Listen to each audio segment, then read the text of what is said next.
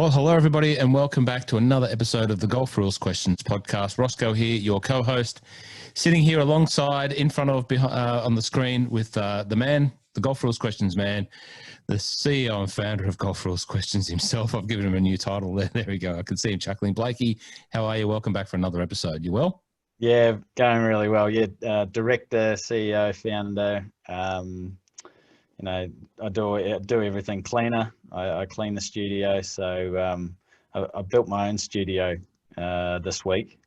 It's covered in a ladder and sheets. So hopefully the sound is a bit better for all the listeners out there. Well, your backdrop is covering what we can see as your new home inbuilt studio, and I'll leave it to you whether you want to share what the studio looks like to the listeners through your Instagram or wherever you want to do that. I'll leave that to you, Blakey. I've seen a little picture of it. Some people might find it interesting or creative, to say that the least, but you've got the Golf Rules logo question background. Now, in our little background bingo, there we go. There's something we called a background bingo. We just keep evolving and doing something different. Background bingo.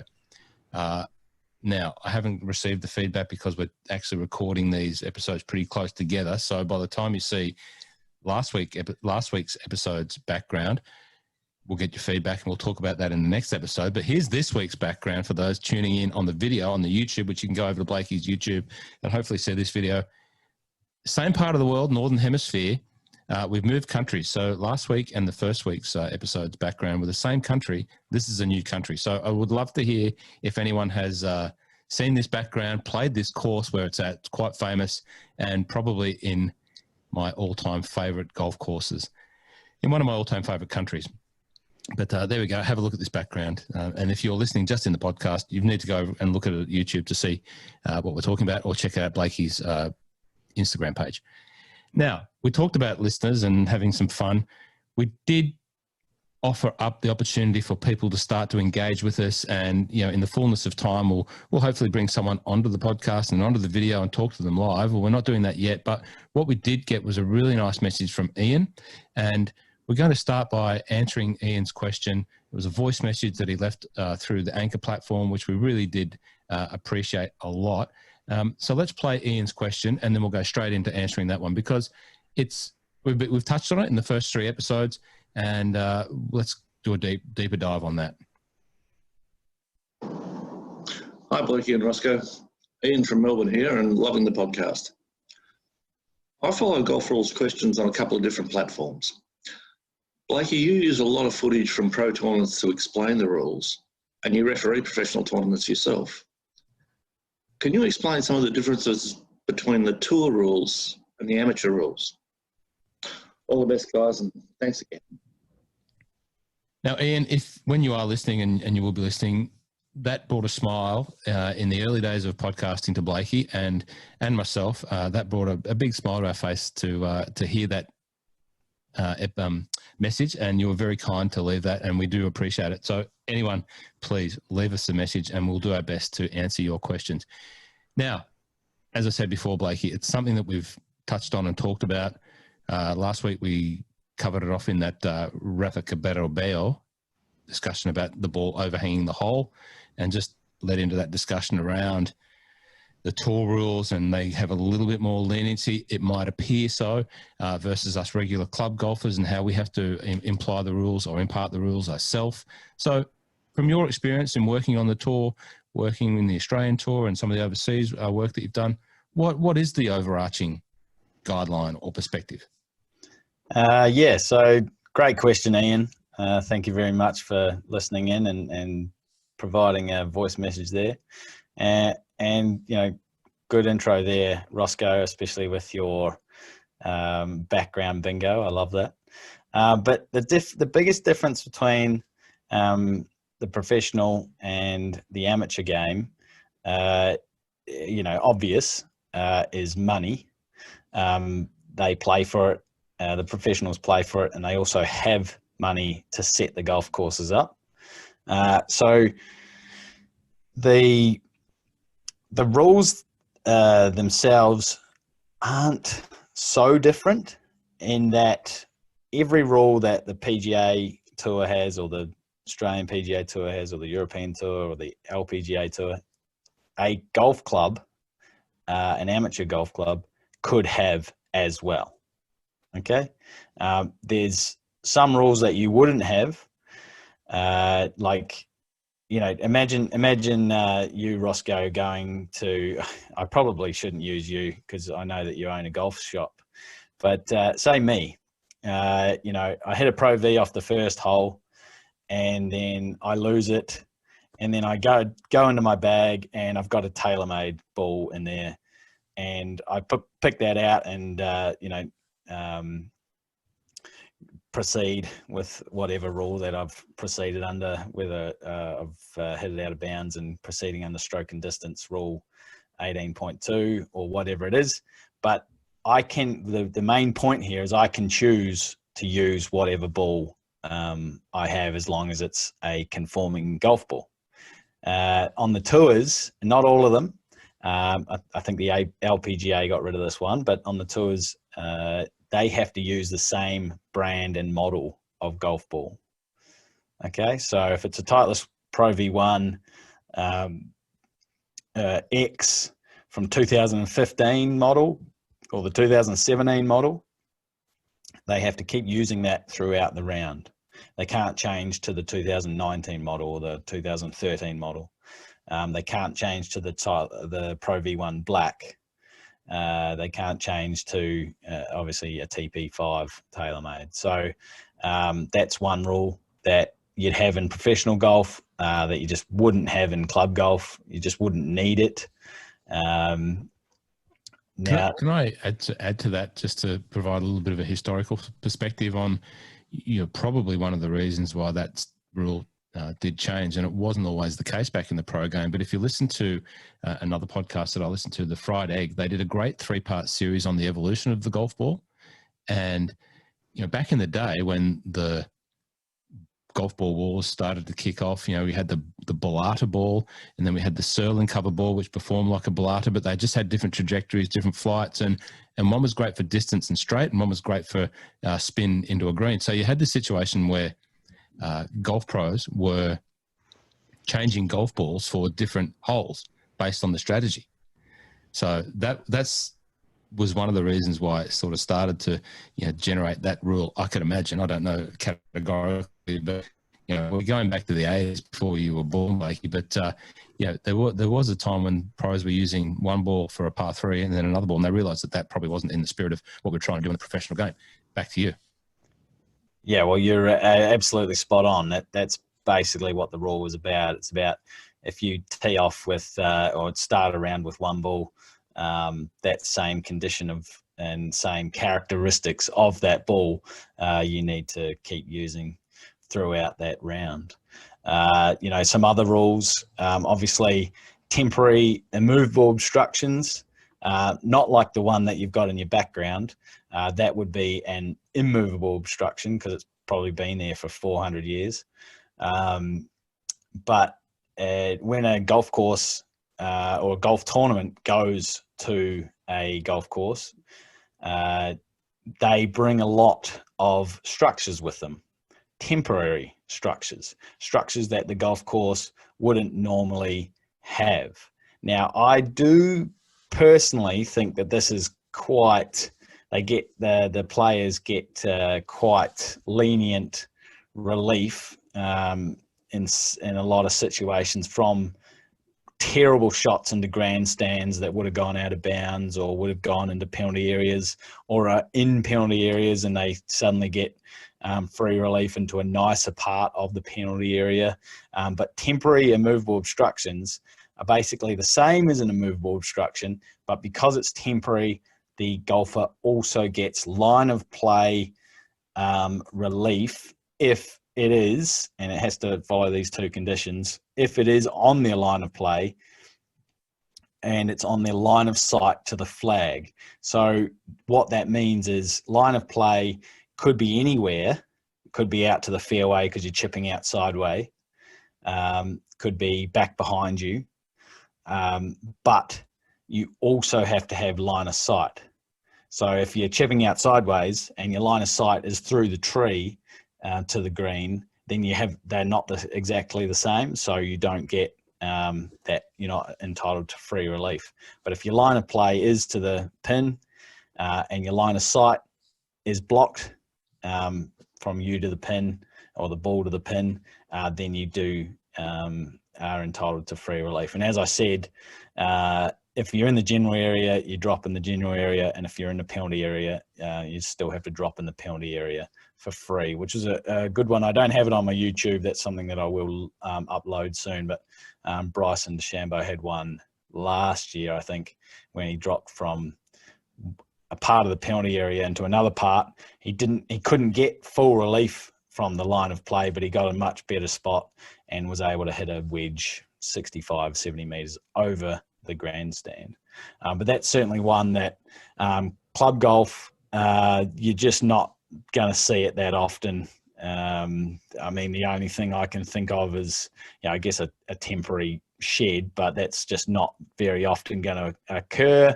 Maybe if there's some works on the golf course, a fence or a digger or something like that, Rossco.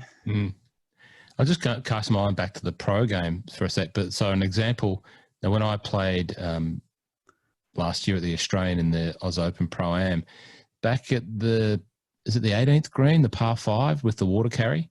Yep. It's an example of that where someone could potentially load up, if they've, gone for safety off the tee, not hit the longest drive, but they can reach the green, but they know that they've got to, reach it and they want to go with enough club. They can play for to bounce it into the grandstand. Yeah. Because that grandstand was sitting, or the VIP structure was sitting right behind the green. And, a lot of people, and we've heard a lot of professionals actually say that, like, I was just aiming for the grandstand because I knew that I could get a free drop.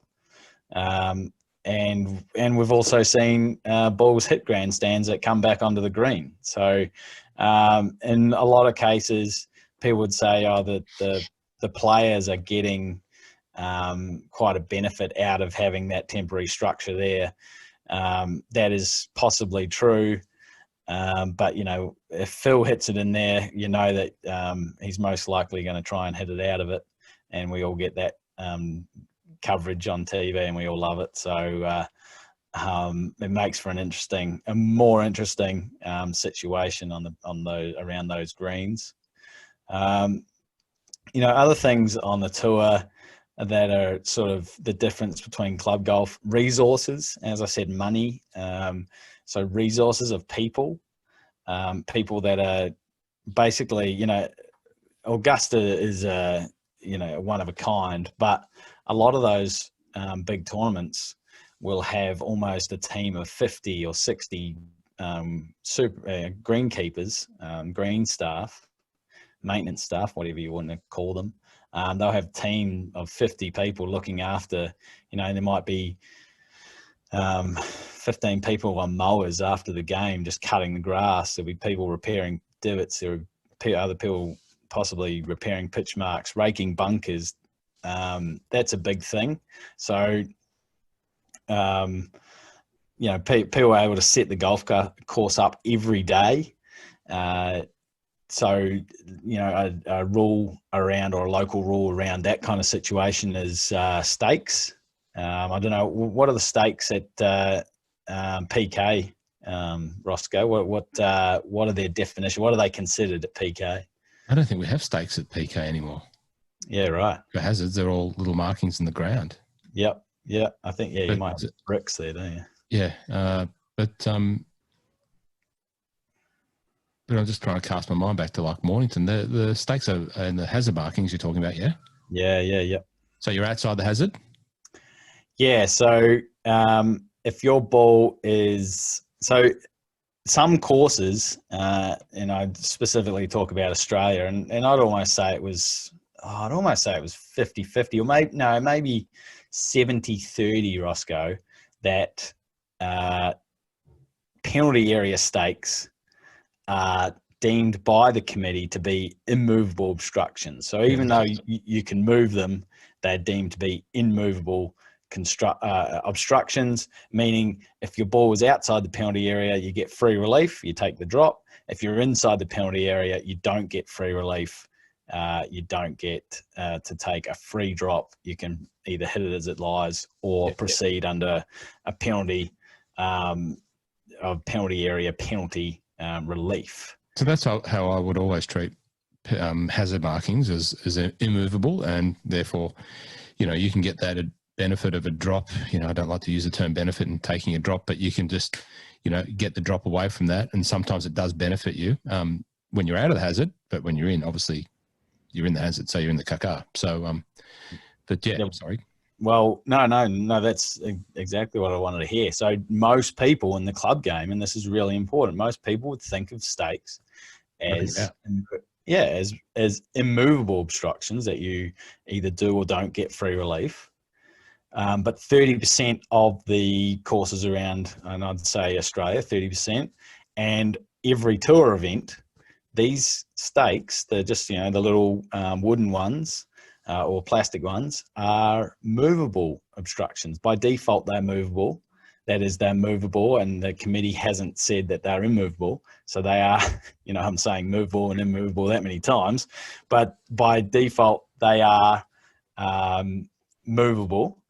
And so on tour, they'll always be movable because, unless they're set in concrete, because there is these resources, these human resources that are going to put them back, which is what the committees at local clubs don't like, because players don't put them back. So there's these resources on the tour that are going to make sure they're put back. So they're always going to be movable. Now, if your ball is in or your ball is out, you can move the stake. Right. So even when your ball's in, you can move the stake if it's deemed movable. And once, as you say, tour always. Some clubs around Australia, around the world, would have that as a local rule, yeah, or as a rule. Just the rule. It's just that if it's movable, default is it's a movable obstruction. It's artificial. It's movable. It's a movable obstruction. To make it immovable, you either put it in concrete where you can't move it, or the committee say that it's a movable obstruction under a local rule, which they certainly can do. So things like, directional ropings and the stakes in the ground, and sometimes you see, high traffic areas, those D-shaped bit of steel that sort of barricades those off, all totally just pick it up, move it. That's bad. I'm really glad you brought that one up, because you see the stakes with ropes. You see the little hoops. They're all movable because they're effectively movable, but got to read your local rules, because the committee might have deemed them immovable because they keep getting sick of people moving them without putting them back. So make sure you read your local rules when you're playing club golf. But if in a tour event, you'd never see that, because they would have been removed. I mean, we've gone around golf courses seeing that there's stake trees and they're 20 meters off the fairway and not even really in play. We've asked the greenkeeper to go around and small trees. And in Australia, it's very common to have this local rule of stake trees, turning a stake tree into essentially an immovable obstruction, or essentially you'd be calling it a no play zone, because if you're going to protect a stake tree, you want it to be protected from the golfer, so you'd make sure the golfer takes free relief. But we'd be asking green staff to go and remove every stake on every stake tree before that tournament starts, so that no golfer hits it 20 meters offline, 30 meters offline, and gets this free relief out of nowhere. So that's certainly something. Just on that, and we're just, once again, you can open up a rabbit hole and keep going down in different scenarios, but certainly I've been in an environment where I've seen someone claim stake tree relief. And I think the local rule, and once again, I'm going back into the memory banks, but it was stake trees, deemed to be, be able to get relief. But then there's other scenarios where the trees are when they were deemed under 2 club lengths. So if it's under 2 club lengths high, that was a tree that you could get relief from, because it's obviously a juvenile tree. But there's been scenarios where the tree's been an established tree, but there's been a little stake from when it was a little wee one still there, and people going, stake tree. Yeah, well, that's it. You're bringing up some great points here, Rossco, and that's why you're co-host with me, because you just got that wealth of golf knowledge. If the stake is still there, if the committee haven't gone round and removed it, and they've got the local rule in for stake tree, then that player can get relief. If it's a 30-year-old oak and the stake is still there, you're basically just giving free relief to the golfer for a terrible shot. It's nothing to do with protecting the tree, which is a shame. The committee should do definitely a ring around of their golf course once a month, just to make sure that stakes are still in place. They haven't been broken, they haven't been thrown away, and you remove any of those kind of issues where players are getting free relief where they shouldn't, or you're finding issues where the players should get free relief for such as ground under repair very close to the line of play. Now, please don't start scanning your own course for trees that may or may not be considered, saplings or juvenile or fully matured or whatever, and start pulling stakes out because you've listened to Blakey and Rossco and you think, well, that's clearly not entitled to relief. But the appropriate way is to go to your match committee. Every club's got a match committee. Bring up your issue, tell them about the scenario and just raise it with them, and leave the job of adjudicating that sort of scenario to those guys, and you'll be on your way. But it's not our job to walk around pulling stakes out because your mate got relief, got up and down for 4 or 3, won the hole and took you $20. Don't trudge back down there and rip the stake out and say that's never happened again. Go to the match committee and just bring it up to them and say, you owe me $20. No, just tell them. Well, I like actually that point. I thought you were going to say, so if you ever want free relief, take a couple of stakes in your bag and just chuck a stake down beside a tree and take it. Don't plant that seed, Blake. We'll be the enemies of match committees around Australia because some of my former playing partners do play for significant amounts of money on a week-to-week basis. Never me, but I'd hate for that scenario to happen. There you go. Anyway, we're still a little off topic, but no, we're never off topic, Rossco. Well, exactly. This is all good stuff. And you actually brought up our next one between the tour and club golf. We're still going with Ian's question here. Rabbit holes. So rabbit holes, you can get free relief because it's an animal hole, a hole made by an animal. Outside, you can get free relief outside of a penalty area. Now, on the tour, they will most likely have a local rule added to this saying you can't get free relief if it's just interfering with your stance. You wouldn't see that one in too many golf clubs, Rossco, but on the tour, if it's just you're just standing in it, bad luck. No free relief. It has to be on the tour. It has to be interference with your lie, your ball, or your swing. Yeah, right. What about so once again back to the new definition of penalty area and versus bunker, diggings in a bunker. Diggings in a bunker. If it's an animal hole, you get free relief regardless. That's the rules of golf. But if it's if diggings would be considered a hole, but if it's a kangaroo's footprint, you wouldn't get free relief from a kangaroo's footprint unless the local rule for animal footprints or animal hoof prints has been brought in. So if it's a one-off, your committee is most likely going to say, "Oh, that's just bad luck. We're not going to bring in a rule."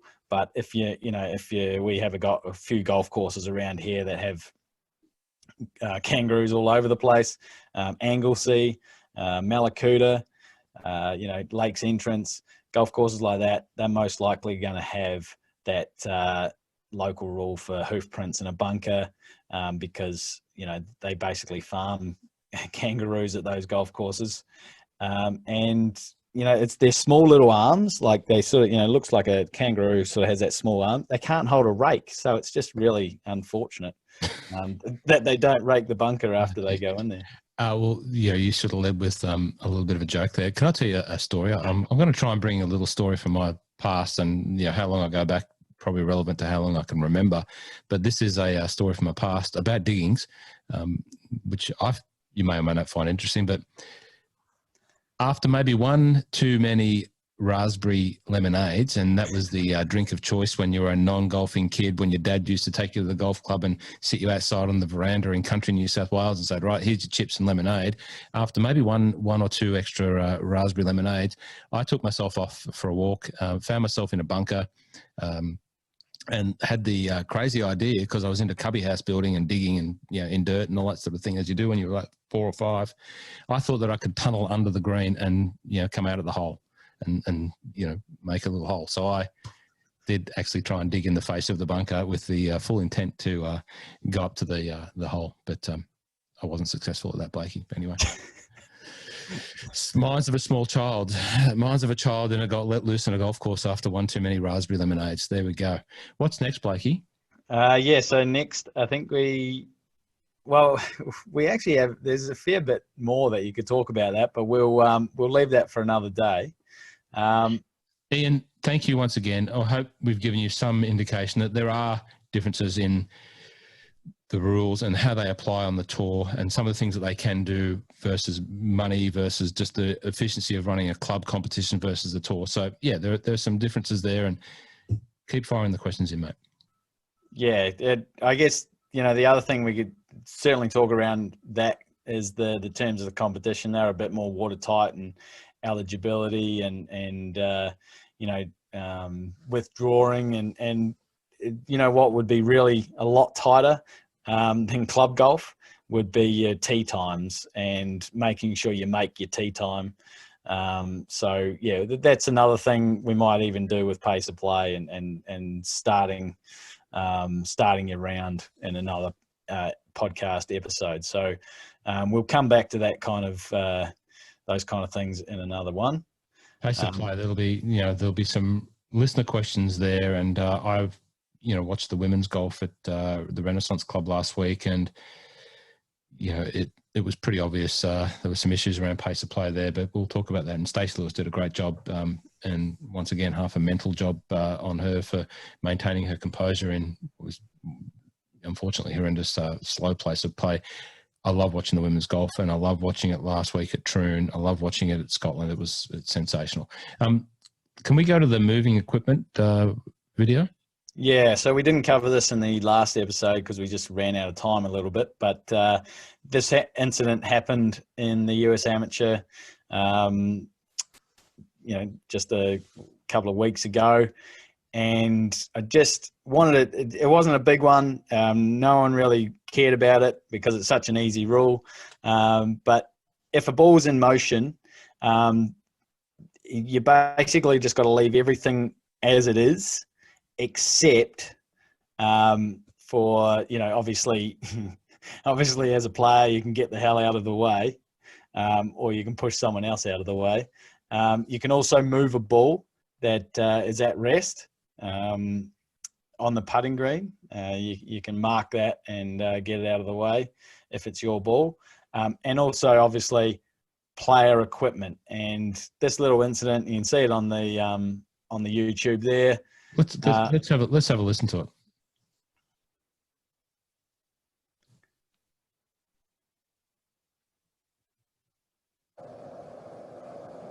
Gotta make just perfect contact. That's it, thin there, guys. Yep, a little bit in the forehead there, and now he's got some stress. If it keeps going, this could end up down in the penalty area. No, but he's going to have issues on the backswing as well. So what unfortunately happened there for the young player, he's chunked his ball short of the green, playing a pitch shot to try and make up and down. Hit it a bit chunky. It's come back down the slope towards his opponent, and the opponent's caddy has quickly and swiftly moved his bag out of the way as the ball was tracking towards the penalty area. It didn't go to the penalty area. It stopped short of the penalty area. So that's okay, yeah? Yeah. So, funnily enough, in years gone by, 2 years ago, if you hit your ball and it actually ended up hitting an opponent's bag or opponent's caddy, you could actually have the choice of cancelling your stroke and replaying it or playing it as it lies. Now, I don't know about you if you've had any experience with this, but I have heard, I've never seen it myself, but I have heard of a story where some players would do that on purpose. They'd sort of see where the opponent's bag was and sort of go, oh, well, if I hit it there, if it misses, it should be all right. If it hits it, I'll get another try. So, you know, I might end up dropping my ball in a better spot. Anyway, they've got rid of that. So it's just, if it hits the bag, there's going to be no penalty. It's the accidental deflection under Rule 11.1. But 11.3 tells us that anyone can move your equipment or yourself out of the way so as not to accidentally deflect or stop that ball. So there's no issue, but it's good to get these ones on television and see them happen, and then, you know, talk about them and how they, you know, what the rule actually is. Because some of these ones, you know, we spend a lot of time talking about immovable obstructions, penalty areas, out of bounds, unplayable balls, but there's some of these little ones that you don't really see too often. So just getting an example of it is quite good. Can we go back to the green scenario? So, you know, I'm in the bunker. Your ball is on the green, maybe not in my line. I can ask you to move the ball, mark the ball. What happens if I play out of the bunker, you're over at your bag, but our other third playing partner is on the green, my ball is tracking towards the hole?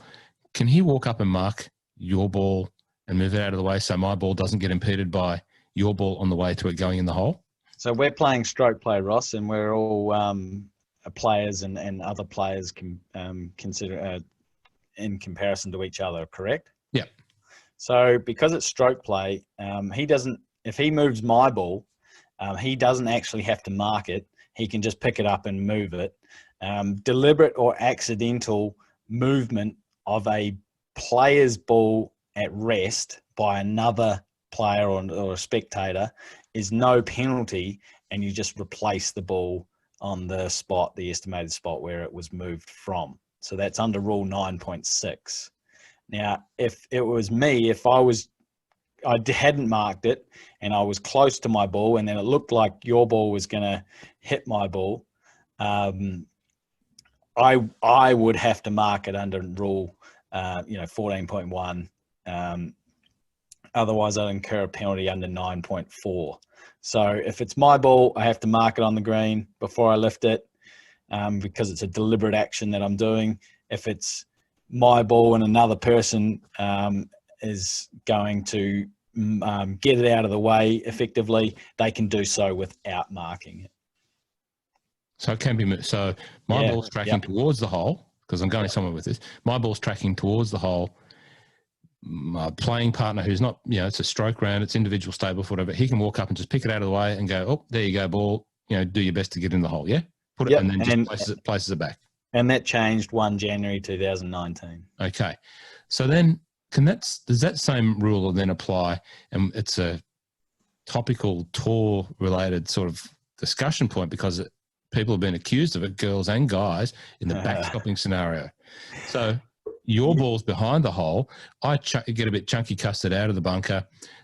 You're up there on the, you know, checking your phone in your bag.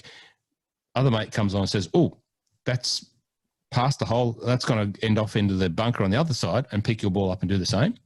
Absolutely. So he can someone else can benefit you and then punish you as well from a backstopping scenario. Yeah. Now, the backstopping will almost take a whole episode talking about that. But what we can talk about, what we were going to talk about, is just, you know, applying the rules of the game and the spirit of the game. So, you know, why do we even have golf rules? Well, do you have an answer for that, Ross? Why we even have golf rules? Well, I know that in Leith, Scotland, in 1744, where they were drawn up, around the corner from where my mum and dad grew up on Leith Links, which is where what became the Honourable Company of Edinburgh Golfers. I think they drew up 11 initial rules, and we should talk about those initial rules at one stage. That's what a bit of a history lesson. We should go through those. But I certainly know that a lot of the things that we talk about, and rabbit holes is one of the things, diggings is one of the things in those original rules, emanated from there. And match play was a big thing, and still is a big thing in Europe and in the UK, and a lot of the golf was match play related. So they just started drafting some rules around the game of golf to keep it, on an even keel. Now, 1744, I can just imagine that there was other things with rules in place in life back then, and it just emanated that we would have this ongoing evolution of rules. That's not an answer to your question, why do we have rules, but just that's an answer that old Tom Morris's long-distance nephew or cousin or whatever in the episode tells us that where they were invented. Yeah. So, I mean, why do we have rules is because without rules, there'd be chaos. No, that's a Kramer quote. I love that one. So, without rules, basically, you can't define what the actual game is. So you can go out and you can play at your local club, and you could hit 2 balls, and you could have 3 putts, and you could go to a par 3 and hit as many balls as you like, trying to have a hole in one. But is it really a hole in one? No, it's not. Excuse my outside influences there, annoying our podcast. No, you're fine. So the rules are there to define what the game is. So, if you go and hit the balls, you can do that at the driving range. You can do it on your own golf course. That's not actually golf. Golf is defined by the rules themselves. And yes, they are complicated, but they're necessarily complicated because the golf course, as we see behind you, is not the same. You can have 2 different golf courses 3 kilometers apart. There's different things that happen on a golf course. There's toilets on the golf course. Have you ever seen a toilet in a tennis court? Have you ever seen a building in the middle of a rugby pitch? There's lots of things at golf course, because it's such a big area, that require these rules to help you get around them. And are they fair? Well, personally, I like golf because it's not fair, and so you have to, and I've said it the first 2 episodes, and I'm going to say it again, golf is a test of your character before it's a test of your skill. So how you deal with the situations, and this might be another one where people can go to Mental Mastery podcast. How you deal with the situations is what golf is all about. And so, there's some rules that to beginners won't make sense, but they've been thought out for over 200 years, and they've been adapted and changed. And we just had a massive change 19 months ago, and we're still figuring out the game of golf under those rules. If we told beginners who just started this year that you weren't allowed to ground your club in a penalty, water hazard, weren't allowed to move sticks or whatever, they'd think that you're crazy. But that was just the norm for us growing up, that you just weren't allowed to ground your club. So, that's probably not an answer either, but it's just the fact that you have to have these rules to define the game. And then, because golf is all about that character, you are your own referee, and you should know the rules, put a little bit of study into learning the rules. I mean, the people that listen to this podcast, I'm probably preaching to the already converted, but you should do a little bit of study, and it's not that hard. Watching the videos is probably the easiest way, just to get a sense of what you can and can't do. And then just ask questions from people and go out and do, as we said a couple of weeks ago. Just go out and do and play and learn. And then, uphold that spirit of the game of golf, that if your ball's not in the hole, you can't just pretend that it is. If your ball's in a penalty area, you can't just pretend that it isn't. If your ball is lost, you can't just drop another ball out of your bottom of your pants and to you believe that you're still only playing your second shot. You've hit a wayward shot. You've got to take that penalty. Well, Blakey, that is one of the things, and what you've just summarised there, for those of us that do this wonderful game and those listening who are all golfers, it's one of the reasons why we love it. It's one of the reasons why we come back, because it's a great test of skill. It's a great test of character. And, it's a great game for mateship. It's a great game for camaraderie. It's a great game for families. And, the rules help us guide us along a pathway to being successful at the craft and enjoying it. And everyone has to abide by the same rules. And I think it's, in many ways, a way that a game that shapes us. Yeah, well, I believe that both of us would play this game for the challenge that it brings. It's not going to give you exactly what you want, because then you wouldn't come back. If it's easy, everyone would be doing it, and then people would get bored. This game is not easy, but it's certainly enjoyable from a challenge point of view, to test, as I said, test your mental ability or mental stability, and that's why we have rules. And then, as I said, you do a little bit of study, and if you break the rule, if you're in the middle of the rough, no one else is around you. People are down the fairway, they can't see, and your ball moves. You're the only one that knew that it moved. You will work out whether you caused it to move or not. If your club's right beside the ball, and when you place the club down, the ball basically moves straight away, it's going to be at least 95% virtually certain that you caused your ball to move. Or if an easier example is if you kicked the stick and the stick hit your ball and caused it to move, then you've got at least 95% virtual certainty that you caused your ball to move. You've got to add that penalty. You've got to replace the ball. You've got to add that penalty. People say, "Oh, you're a great par," or nice birdie, and you say, "Oh, no, actually, I had a 5, or I had a 4 or 5 or 6, whatever it is, because I've got to add a penalty." And they go, "Oh, that's the first time that they were aware of it." But that's part of the rules of golf and part of the spirit of the game, is that you can't. You're going to go to sleep and you're going to live with that. Are you happy to hide it from yourself or hide it from other people? Well, hopefully not, because that is not what we breed or what golf is about. Golf is about holding yourself high in integrity and honesty of what you actually scored on the day. Well, Blakey, you mentioned a couple of things there, and I guess we're going to wrap it up because we're at that time when we start to bring it to a close, unless there's anything else that you want to talk about. But you talked about studying and learning. And as ambassadors of the game, if you are listening, you are an ambassador of the game. We've anointed you. Blakey, you are an ambassador of the game, and myself, for doing what we're doing and trying to bring some more information to people out there in a fun and informative way. We're trying to do our little bit. And in terms of learning, one of the things that, where you are working on is some resources that outside of your YouTube channel, which you should go and subscribe because there's some great videos on there.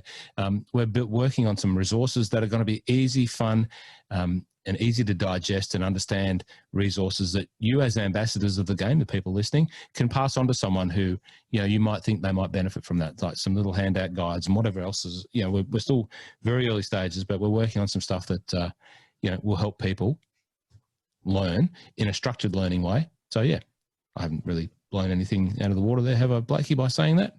No, I think there was a perfect little watch this space kind of promotion there. And, as I said, I'm out there to promote, and with you as well as my co-host here, and we're out there just to promote the education of the game. Not just swing thoughts and whether you've got your club head parallel at the top and whatnot. There's also the education of the actual game, the actual rules of the game, and the actual spirit of the game. I think we've run out of time to sort of talk about being your own referee and what you do. So we'll have to leave that for the next episode. I mean, you said it's before, we keep opening up this, or going down a rabbit hole, or opening up a can of worms. There's just so much that we can talk about in terms of the rules of golf. And if everyone continues with us on this journey, they're certainly going to get a lot of information from us. So listeners, park that in the memory bank, being your own referee. We'll come back to that. And please, backdrop bingo, get involved with that. Send us where you think this course is. It's probably a no-brainer. Just jump on that. And please keep sending through some questions and the content that you want to hear, because that's what this is all about. We've dedicated pretty much a whole episode to answering one listener question. Let's keep that fun format going. Blakey, once again, it's been great. Loving what we're doing. I'm learning every week. I learn something new and hopefully add something new. So appreciate you having me on here, mate. I really do. Yeah, no, it's been great, and I love listening to your stories for the examples. Don't dig under bunkers and try and think that you're going to come up the hole. Listeners, please don't do that at all.